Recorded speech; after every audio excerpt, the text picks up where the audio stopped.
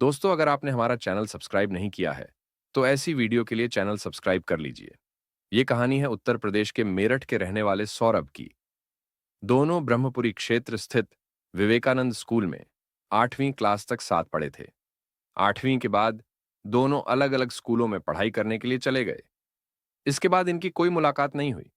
वहीं ब्रह्मपुरी स्थित इंदिरा नगर निवासी सौरभ मर्चेंट नेवी में नौकरी करता था।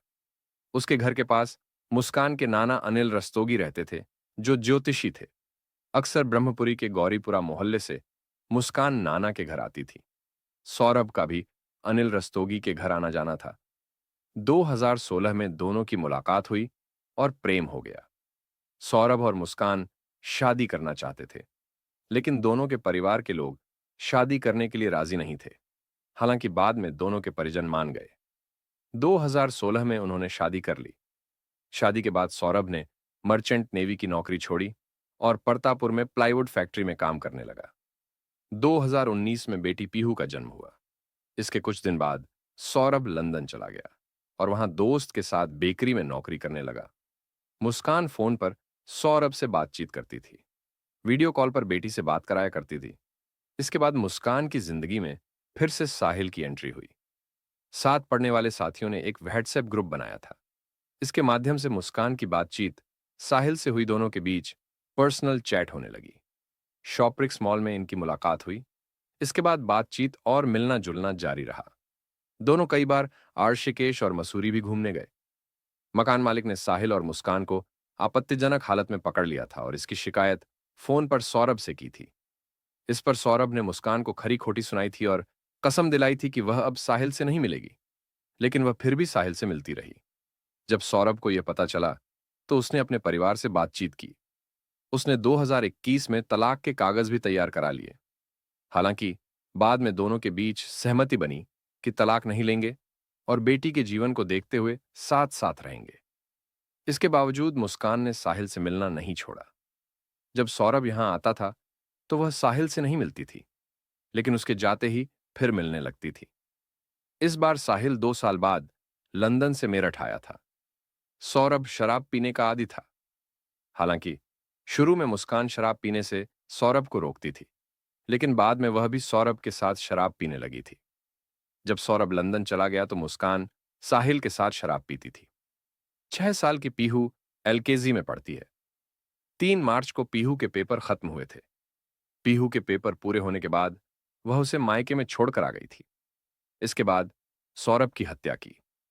कहानी का आगाज होता है यूपी के मेरठ से, जहां एक मोहल्ले में मौजूद एक घर के बाहर भीड़ जमा थी। हर एक की निगाहें उसी घर की तरफ थीं। थोड़ी देर बाद वहां पुलिस पहुंचती है। पुलिस के बाद फॉरेंसिक टीम घर में दाखिल होती है।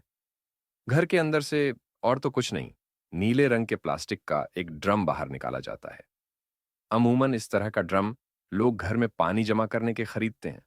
इसके बाद ड्रम को एक गाड़ी में डालकर ले जाया जाता है। अब ड्रम मेरठ के एक सरकारी अस्पताल के मुर्दा घर पहुंच चुका था। ड्रम जरूरत से ज्यादा भारी था। न ड्रम खुल पा रहा था, न ही उसे तोड़ा जा सका था। लिहाजा पुलिस वाले तय करते हैं कि इस ड्रम को मशीन से काटा जाए। कुछ देर में ही मशीन और मैकेनिक भी मुर्दा घर में बुला लिए जाते हैं। अब बारी ड्रम को काटने की थी। बड़ी मशक्कत के बाद आखिरकार ड्रम को काटने में कामयाबी मिल जाती है। दरअसल उस ड्रम के अंदर सीमेंट का घोल भर दिया गया था, जिसकी वजह से वो जमकर सख्त हो चुका था, बिल्कुल पत्थर की तरह। अब ड्रम काटने के बाद उसके अंदर जमे हुए सीमेंट के टुकड़ों को भी मशीन से काटने का काम शुरू हो जाता है। थोड़ी देर बाद सारे टुकड़े अलग हो जाते हैं और फिर उन्हीं टुकड़ों में से करीब 3 टुकड़ों में बिखरा सौरभ कुमार बाहर निकल आता है। ड्रम में टुकड़ों में बंद होने के पूरे 14 दिन बाद जमे हुए सीमेंट और काटे गए ड्रम के बराबर में जमीन पर काली पॉलिथीन में सौरभ कुमार की लाश के 3 टुकड़े रखे थे। फ्रिज, कुकर, बैग के बाद यह सबसे ताजी लाश है जो एक ड्रम ने उगली। लेकिन कहानी ऐसी कि आपका दिमाग घूम जाए। ये कहानी एक ऐसी पत्नी की है जिसने घर वालों की मर्जी के खिलाफ लव मैरिज की। लेकिन लव मैरिज के 3 साल बाद उसे फिर से लव हुआ और उसने अपने पहले प्यार और पति के सीने में अपने हाथों से पहला खंजर उतारा। फिर दूसरे प्यार यानी दूसरे प्रेमी के साथ मिलकर लाश के 3 टुकड़े किए। सर धड़ से अलग किया, दोनों हाथों की हथेली काटी, फिर आधी लाश बैग में डालकर बेड के नीचे रख दिया। प्रेमी अब अपने घर चला गया था, लेकिन जाते जाते वो सर और दोनों हथेलियां एक दूसरे बैग में रखकर अपने साथ अपने घर ले गया। प्रेमी के जाने के बाद इधर प्रेमिका को अब बैग में रखी लाश से डर लगने लगा। नींद नहीं आ रही थी, इसलिए तड़के 3 बजे वो भी आधी लाश घर में छोड़कर अपने प्रेमी के घर चली गई। हालांकि एक दूसरी कहानी यह भी है कि पैसा खत्म होने के बाद मुस्कान सौरभ के अकाउंट से पैसे निकालना चाहती थी। पैसे निकले नहीं तो उसने अपनी मां को फोन किया। मां ने कहा, जब सौरभ तुम्हारे साथ ही घूमने गया है तो पैसे की क्या जरूरत। इस पर मुस्कान अपनी मां को बताती है कि उसने सौरभ को मार डाला है।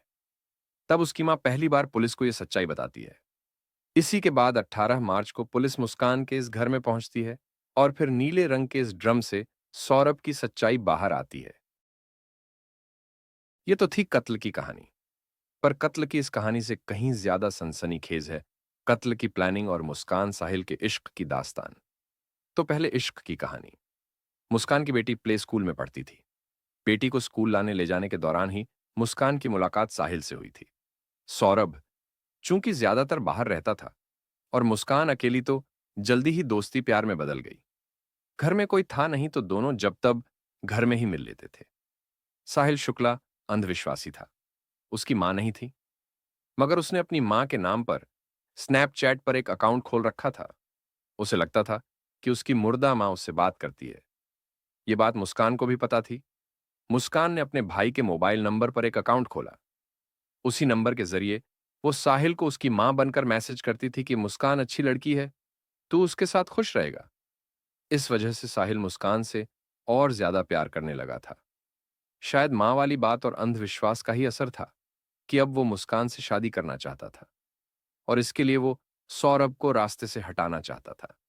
इतना ही नहीं, इसी अंधविश्वास के चक्कर में वो मुस्कान को यह भी कहता था कि सौरभ का वध वही करेगी।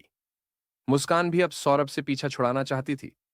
इसी के बाद दोनों ने पिछले साल नवंबर में ही तय कर लिया था कि इस बार सौरभ के मेरठ आते ही उसे मार डालेंगे, और नवंबर से ही कत्ल की प्लानिंग शुरू हो गई थी। सबसे पहले दोनों ने इस बात की प्लानिंग की कि कत्ल के बाद लाश का क्या करेंगे। आखिर में तय किया कि लाश को जमीन में गाड़ देंगे, पर कैसे ये उन्हें नहीं पता था। इसके लिए अब दोस्तों से पूछताछ करने लगे थे। मगर दूसरी तरह से, जब लाश दफनाने वाला आइडिया काम नहीं आया, तब उन्होंने दो और आइडियाज पर काम किया।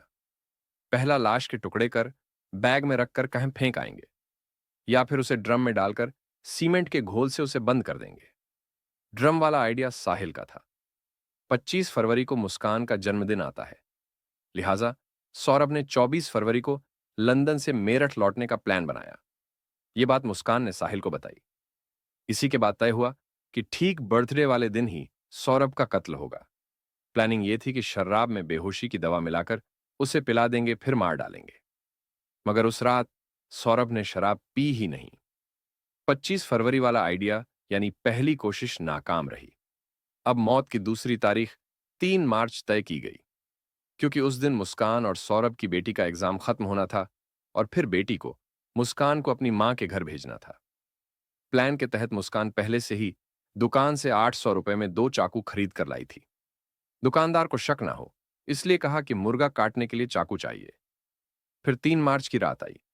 इस बार शराब की जगह मुस्कान ने सौरभ का पसंदीदा खाना कोफ्ता बनाया और उसी में बेहोशी की दवा मिला दी।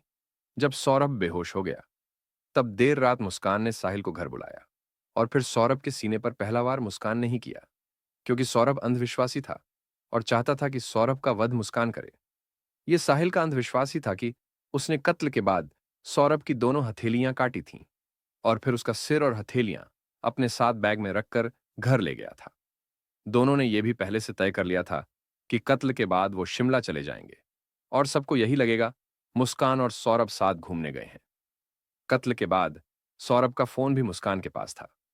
वो सौरभ के फोन से ही उसके भाई बहन को मैसेज करती या मैसेज का रिप्लाई देती, ताकि सभी को यह लगे कि मैसेज सौरभ भेज रहा है। पर किस्मत का खेल कहिए या फरेब, बकौल मेरठ पुलिस मुस्कान सौरभ का कत्ल तो करना चाहती थी, पर वो साहिल से शादी नहीं करना चाहती थी। और साहिल ये सब कुछ सिर्फ मुस्कान से शादी करने के लिए कर रहा था।